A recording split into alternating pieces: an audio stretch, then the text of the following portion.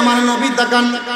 ও মুসলমান, দেখা গেছে ওয়াজ করুনি যখন আমার নবীর সাক্ষাৎ পাইলেন না, মার সামনে গিয়া বললেন, মা জননী, ও মা গো, আমি ওয়াজ করুনি তোমার খেদমত করে সারা জীবন কাটাইতে চাই।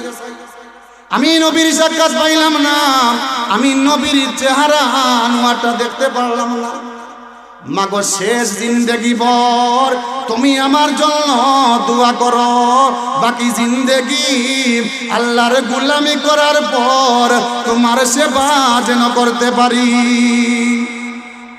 ওয়াজ করুনির মায় কইলাম, ও ওয়াজ করুনি, আমি তোমার জন্য একটা দোয়া করতে পারি।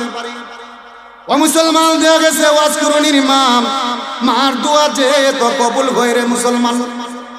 হযরতে ওয়াজ করুনি কইন আমার নবীও হযরতে উমর রে কইন আমার উমর রে কইন, ও উমর, তুমি জানো নি সেই করণ এলাকার মধ্যে একজন মা পাগলা আছে, বাবা পাগলা আছে। মার দোয়াটা আল্লাহ পাকের দরবারে কোনো হিসাব ছাড়া কবুল হইয়া গেছে। সেই ওয়াজ করুনিকে আমার আল্লাহ পাক মুস্তাফা যোদ্ধা বানাইয়া দিছে। ওয়াজ করুনির মুস্তাফা যোদ্ধা বলা হয়, হাজার হাজার লক্ষ লক্ষ মানুষের মধ্যে একজন মানুষের দোয়া কবুল হয়। সেই করণ এলাকার ইয়ামনের